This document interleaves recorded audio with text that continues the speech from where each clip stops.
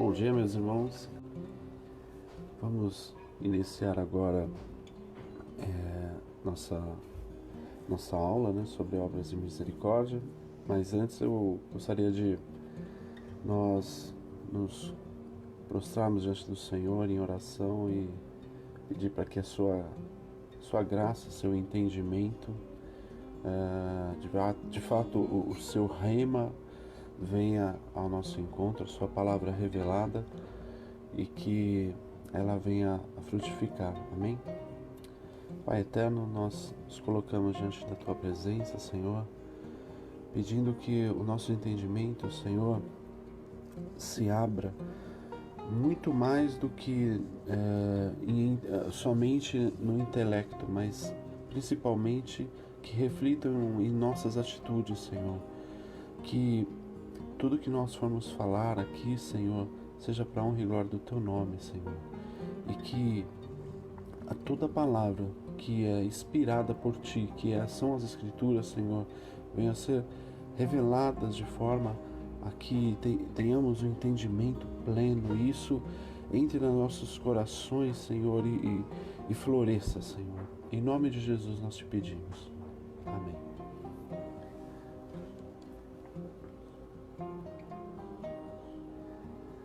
Nós, falando sobre a lição 10, né? São a misericórdia. O que ocorre? Desde o início do Velho Testamento, é deixado muito claro que Deus exige que esse cuidado, o cuidado com o próximo e qualquer outro argumento quanto à questão de obras seja efetuado. Tanto é que lá está escrito em Deuteronômio 10, 17 e 19, diz: pois o Senhor, o seu Deus, é o Deus dos deuses e o soberano dos soberanos, o grande Deus poderoso e temível, que não age com parcialidade e nem aceita suborno. E aqui é o ponto importante. Ele defende a causa do órfão e da viúva e ama o estrangeiro. Dá-lhe alimento e roupa. Amem os estrangeiros, pois vocês mesmos foram estrangeiros no Egito. É muito bacana esse entendimento, justamente porque no decorrer de todas as escrituras do Velho Testamento, nós vemos que essa sempre foi uma dificuldade, não só nossa, no nosso tempo, mas também deles, de obedecer essa questão de cuidar de viúvas, de órfãos, do estrangeiro. E tanto é que, num paralelo mesmo, quando Jeremias, ou a Isaías, ou Amós vão chamar a atenção do povo quanto à idolatria, que era o grande mal do povo de Israel, ele sempre também citava essas questões de vocês não cuidam dos órfãos, vocês não atentam para as viúvas, vocês têm medidas diferentes. Então, ou seja, até a questão do comércio em si, de tentar passar a perna no outro, essas atitudes não passam desapercebidos diante de Deus, né? Então, esse é um ponto muito interessante. Então, para mostrar que é algo que é de forma muito preciosa, muito cara para Deus. Então, ela tem essa base já muito bem definida, já no Velho Testamento.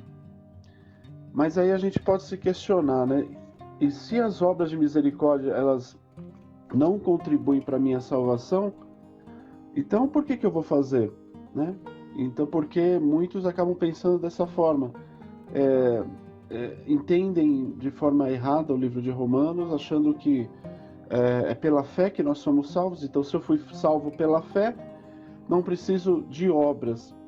Então, e isso acaba sendo algo muito desconexo com toda a Bíblia, justamente porque é algo que anda totalmente junto, né?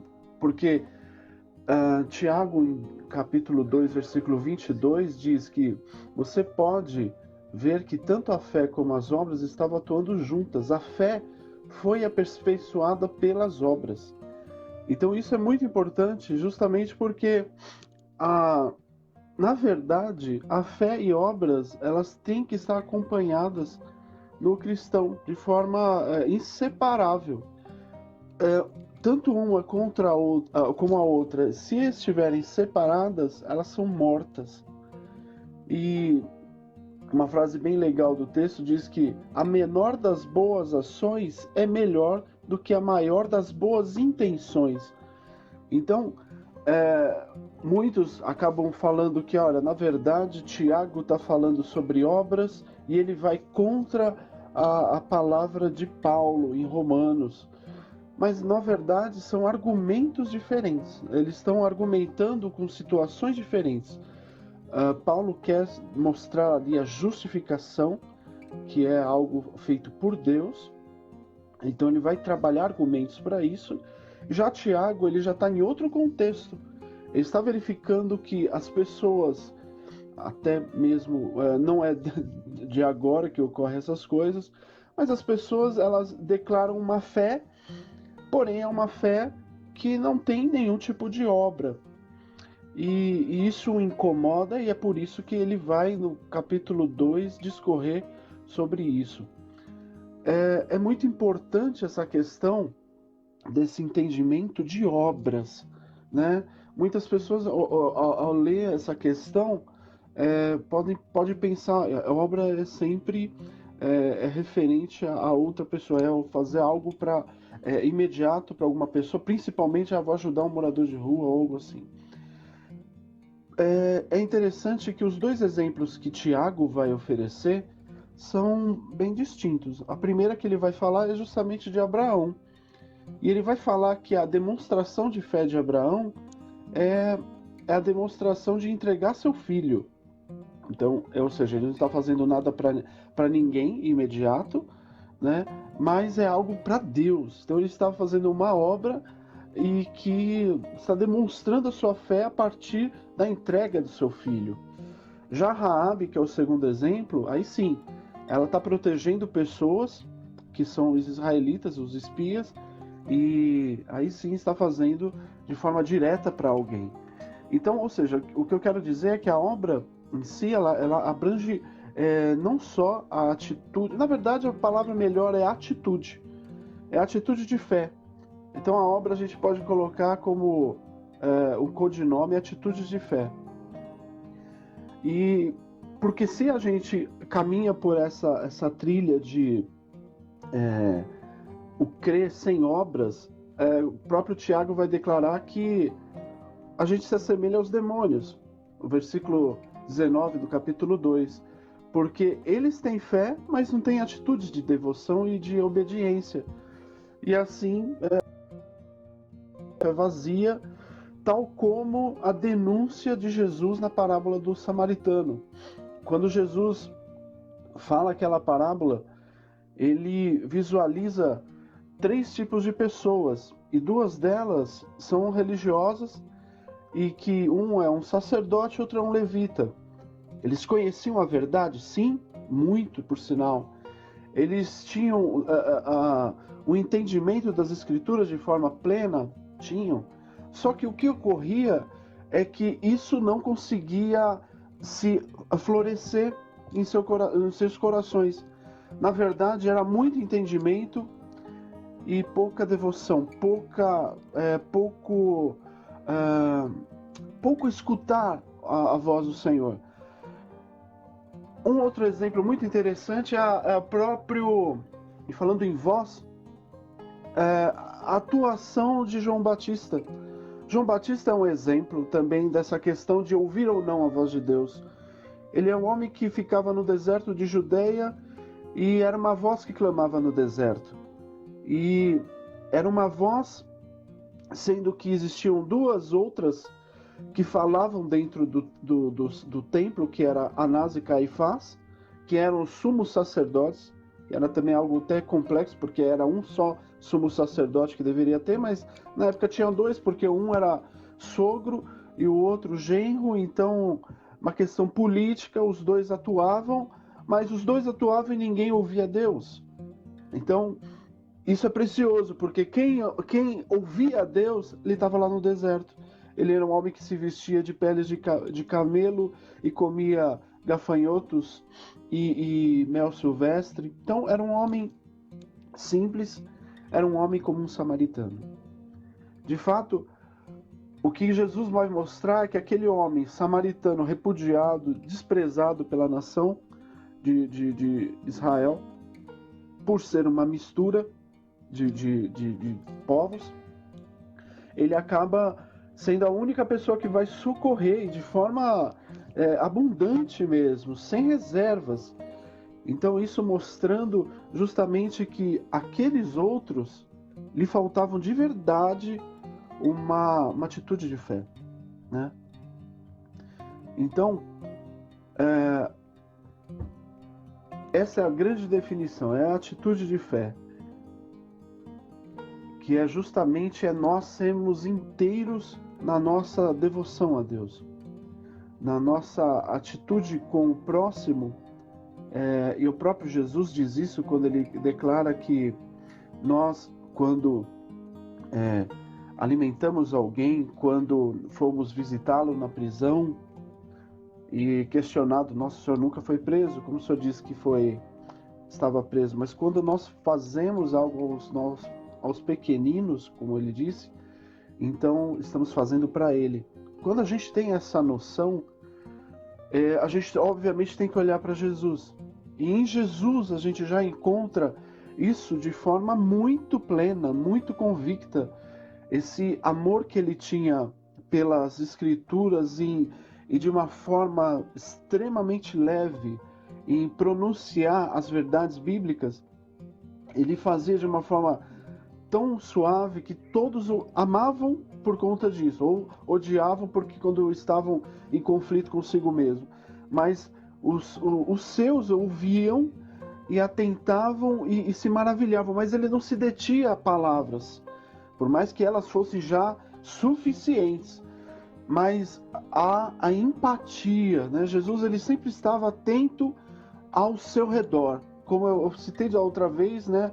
A passagem da mulher do fluxo de sangue é uma mostra de que Jesus era uma pessoa extremamente antenada.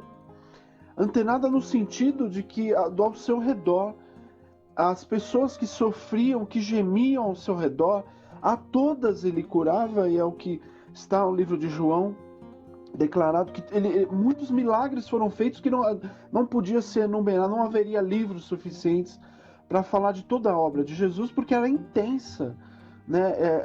A dor do próximo era a dor dele.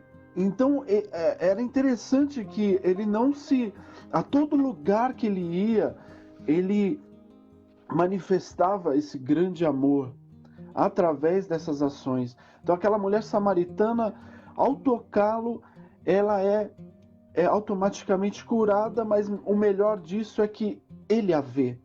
Ele vê aquele Zaqueu em cima de uma árvore escondido, porque ele era esse diferencial, ou na verdade é o que nós devemos ser, essa plenitude de que eu não posso jamais ser eu mesmo e me focar em mim mesmo e me limitar em mim mesmo. Quando minha fé ela não consegue sair desse entendimento e ficar só nesse entendimento, na verdade, e não ressoar de fato para os demais, há algo errado. Há algo errado, é isso que o exemplo de Jesus deixa muito claro. No Mateus 9, 35 e 36 diz assim que Jesus ele ia passando por todas as cidades e povoados. Ele ensinava nas sinagogas, ele pregava as boas novas do reino, ele curava todas as enfermidades e doenças. Ao ver as nações, ele tinha compaixão delas. Sabe por quê? Porque elas estavam aflitas e desamparadas, como ovelhas sem pastor. Esse texto é um texto que mostra exatamente esse posicionamento magnânimo de Jesus, né? Essa ideia de que não são só palavras, jamais. Mas o reino, e essa é a grande questão, o reino dos céus, né? Se nós somos de fato embaixadores e nós representamos esse reino, ser embaixador é a gente estar em um território alheio, mas é a nossa pátria que nós defendemos, que é o reino dos céus. E se nós estamos aqui no Brasil, o nosso lar, a nossa vida é uma embaixada.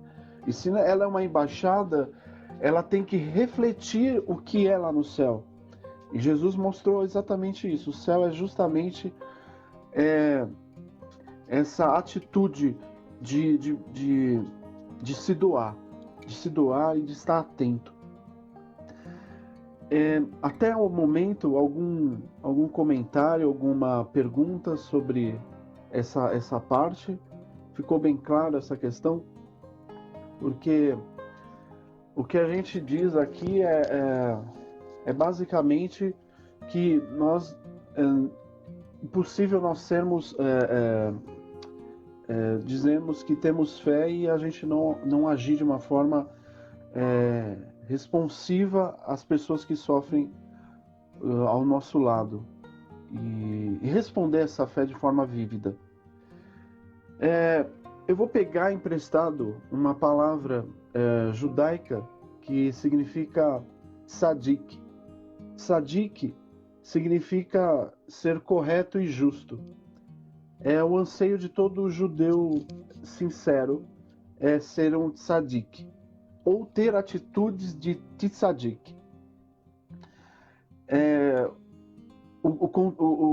A palavra correta para se definir isso tzadik é ser humano o tempo todo. É a gente ser humano o tempo todo. Isso é ser tzadik. E para o conceito que eles têm sobre isso é muito interessante. É fazer de tudo da maneira que deveria ser. O que ele quer dizer com isso? Que é a gente calibrar segundo as especificações originais do fabricante. O fabricante da gente mesmo, que é Deus. Então, ser tzadik, a personalidade de um tzadik é estar calibrado nas especificações do fabricante. Ou seja, que nós devemos estar numa sintonia, isso que é muito legal, a sintonia com o Criador, que o desejo dele seja o nosso, e isso se confunda. Essa é a própria oração do grande tzadik Jesus, né?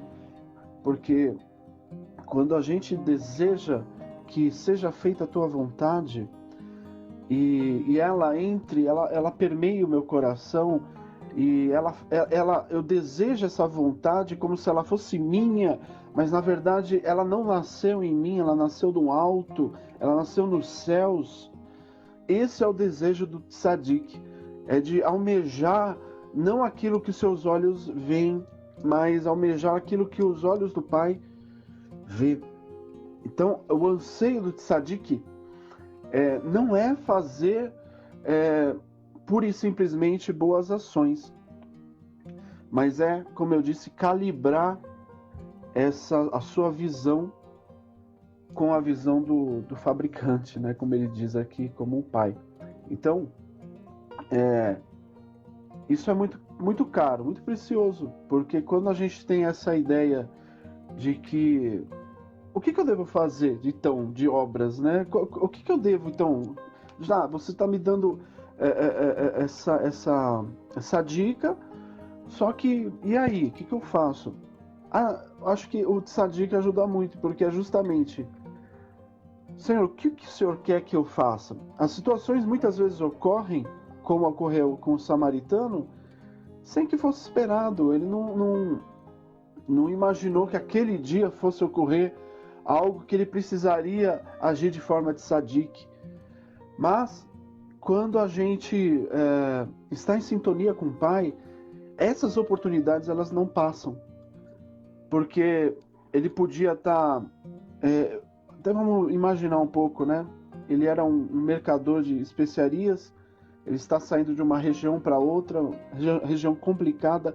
Ele já sabia que era uma região complicada, o samaritano.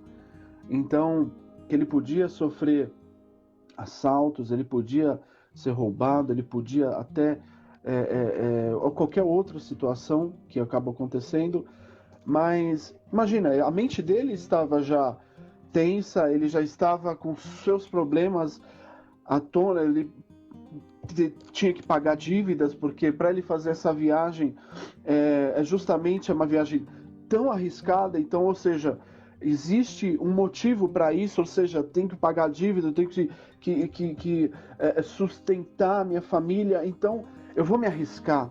Então existe todo um peso por cima desse samaritano. Ele não está passeando, ele está a comércio. Jesus ali deixa muito claro isso. Não é um passeio do samaritano, é um comerciante. Ele vive disso e se arrisca. Então, ou seja, ele está tenso, ele pode ter pegado o trânsito no caminho, como nós. Ou seja, são situações que a gente olha para nós mesmos e tentamos aplacar, né, as nossas atitudes e dizendo, ora, a crise está muito grande, esse Covid está acabando com a gente, as minhas dívidas são gigantes, então eu não posso atentar para ninguém. Eu tenho que atentar para mim. Eu tenho que olhar para mim. E essa é a grande lição do samaritano. Ele tinha todos os nossos problemas que todos nós temos, ele também tinha. Mas como ele estava em sincronia com o Pai, ele estava sintonizado com o Pai, ele estava calibrado com o Pai, então essas atitudes, essas indicações do Pai para nós, elas são percebidas, né? Jesus é um grande exemplo disso, né? Porque quando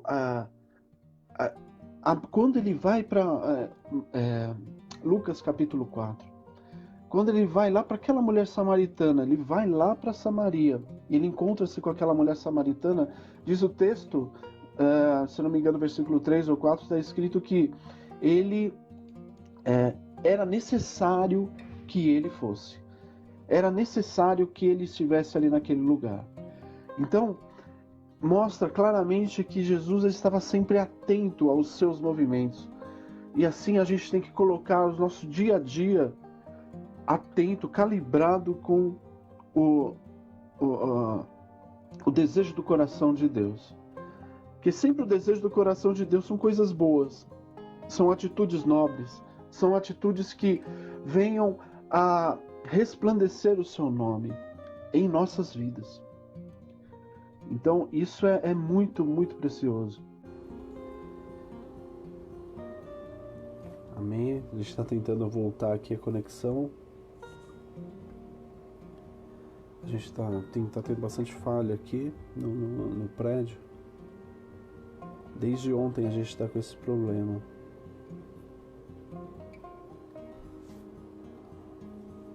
Então vou aguardar um pouquinho os irmãos retornarem. Justamente como eu disse, desde ontem a gente tem tido problemas de conexão. A gente todos os sábados a gente compartilha com alguns irmãos. A gente conversa pelo WhatsApp e ontem também foi muito demorado. A gente perdeu acho que mais de meia hora entre desconectar e conectar. Então vou aguardar mais um pouquinho só para os irmãos retornarem.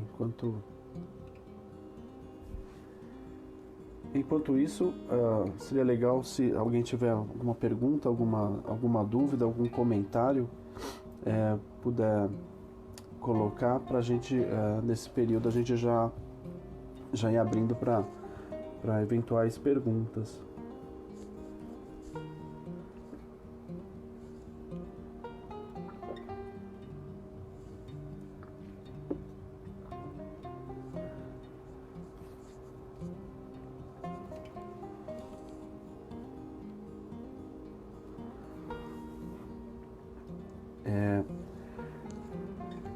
Lá eu estava concluindo, né, referente ao Tzadik, que são justamente essas atitudes do entendimento que eu tenho de que eu sou uma pessoa que tenho que estar conectada com o Criador. O tzadik é isso, é essa conexão com o Criador. E se eu sou conectado ao Criador, se eu tenho de fato essa conexão, a minha fé não pode, isso é algo imperativo, né? Não pode ter obras. É impossível não ter obras. Fé e obras faz parte de nós, né? Do cristão, né? E não um ou outro, né? Hoje nós temos muitas religiões onde somente as obras são destacadas, e algumas onde somente a fé é destacada, mas não faz sentido nenhuma nem outra, tem que estar totalmente conectada. E eu gostaria muito de lembrá-los de um ocorrido em 1940 que vai mostrar uma tzadik. E essa tzadik se chama Corrie ten Boom. Ela era uma holandesa que em 1940, quando os nazistas invadiram a Holanda de forma muito, muito fácil, né? Eles conseguiram dominar a Holanda. Ela teve um posicionamento muito interessante. Essa família, na verdade, né? A família ten Boom, eles começaram a esconder judeus em sua casa. Isso até virou um filme, chama O Refúgio Secreto mesmo, né? E justamente porque ela começou era uma relojoaria, então ela conseguia, o comércio era embaixo, em cima era a casa, então ela conseguia esconder os judeus naquele local. E o mais interessante disso é que eles tinham um cuidado imenso com aquele povo, porque eles podiam muito bem falar, não é problema meu, e deixem eles, né? Mas até mesmo a questão da comida, ela preparava até a comida kasher, né, que eles chamam a comida específica dos judeus, e até respeitando o Shabá deles. Então, eles tinham um respeito e um cuidado, um zelo com os judeus de forma muito grande. E durante 4 anos, eles esconderam judeus, salvaram muitas pessoas. Porém, em 1944, eles são pegos, né? E seu pai, ele é preso, 10 dias depois ele já falece. A sua irmã também, ela vai para um campo de concentração e também acaba morrendo. A última frase dela, ela disse que não há abismo tão profundo que o amor de Deus não seja ainda mais profundo, né? E aí, por um erro burocrático, ela mesma escreve isso, no Natal de 1944 ela é liberta, sendo que foi um erro mesmo, porque na outra semana todas as pessoas da idade dela foram mortas. Então, de uma forma milagrosa, ela consegue sair. Mas o que eu quero citar é essa questão que, em dezembro de 1967, ela foi honrada com o título de Justo entre as Nações, pela nação de Israel, a recém-fundada o Estado de Israel. Então ela recebeu o título de Justos entre as Nações, que é um termo utilizado no judaísmo que se refere a gentios, né, os não-judeus, que são o que eles dizem fiéis às leis de Noé, que são não cometer idolatria, não blasfemar, não assassinar, não roubar, não cometer imoralidades sexuais, não maltratar os animais e estabelecer sistemas e leis de honestidade e justiça. Então, atualmente, né, o Estado de Israel, ele confere a gentios que arriscaram a vida para salvar pessoas durante o Holocausto esse título, né? Então, ela também foi homenageada pelo Estado de Israel por ser de fato uma tzadik. E além disso, ela também foi convidada a plantar uma árvore na Alameda dos Justos, em Yad Vashem, próximo de A PEC tem uma revista Jerusalém. missionária dela, uma história missionária dela, a PEC. A minha esposa está dizendo que também a APEC tem até uma história missionária falando sobre a vida dela para ensinar justamente para as crianças, né? Ela foi até homenageada pela rainha da Holanda diante de tudo que ela fez. Então, de fato, nós olhando para essa pessoa que teve muitas privações, ela ser um tzadik não é muito fácil também, né? Porque ela perdeu sua família, ela podia estar escondida ali, não se envolver com uma situação, mas o fato é que através da atitude dela, através desse posicionamento que ela teve em se esvaziar de si mesma e levar... É interessante, a gente não tem nenhum relato que ela tentou com palavras converter aqueles judeus, mas o fato é, as suas atitudes gritaram, suas atitudes foram muito maiores do que 1 milhão de palavras. Então, a nossa ação, ela vai falar muito mais do que as nossas palavras. E isso foi com a vida de Ten Boom. Ela, de fato, ela demonstrou através da sua vida, da sua entrega, né? Esse cuidado que ela teve com um povo que ela nem conhecia, nem tinha tanto contato. E a família dela se perdeu, morreu, mas nada se compara ao que ela conseguiu plantar na vida das pessoas. E com certeza tocou muitas e muitas pessoas, e até hoje toca muitas pessoas. Então, de fato é isso. Nós já concluímos esse desenvolvimento dessa passagem, né, da Obras de Misericórdia. E se os irmãos tiverem alguma pergunta, a gente já pode colocar, que a gente já estamos caminhando para o encerramento.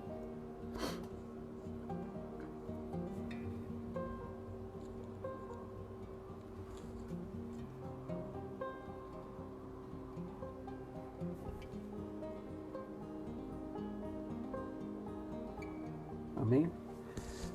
Então, nós estaremos orando agora para nós estarmos encerrando e pedindo a Deus que nós não sejamos pessoas fragmentadas, né? Ou por fé, ou por obras, ou nenhum dos dois, mas que nós estejamos sintonizados com o Pai. Amém? Pai eterno, nós te agradecemos, Senhor, por esse momento onde a reflexão da Tua Palavra, Senhor, ela nos traz luz e também nos desafia a termos posicionamento, Senhor. Ajuda-nos a estarmos, Senhor, calibrados a Ti, Senhor, sintonizados contigo, e que percebamos, Senhor, tudo que está à nossa volta, Senhor, como o Senhor mesmo fizera aqui quando estiver aqui, e que a qualquer movimento, Senhor, que nós percebamos qual é a sua vontade naquela situação, o que o Senhor faria se o Senhor estivesse aqui, como foi nos anos 60, foi tão divulgado essa pregação de o que você faria se estivesse no lugar de Jesus. Assim, Senhor, nós pedimos que o Senhor venha a nos direcionar, Senhor, a um caminho não somente de conhecimento, onde só vamos nos preenchendo, mas sem compartilhar as grandes maravilhas que o Senhor tem feito. Que isso seja, Senhor, em nossas vidas. Sejamos de fato, Senhor, tzadiques aos teus olhos, Senhor, justos, Senhor, homens inteiros diante de Ti, homens e mulheres inteiros diante de Ti. Abençoe a cada irmão, Senhor. Peço que o Senhor venha a suprir, Senhor, todas as necessidades e movimenta no Senhor, como tem feito já, Senhor, nossos irmãos que têm tido necessidade, Senhor, para que outros se compadeçam, Pai, para que nós os compadeçamos, Senhor, para poder ajudar, Senhor.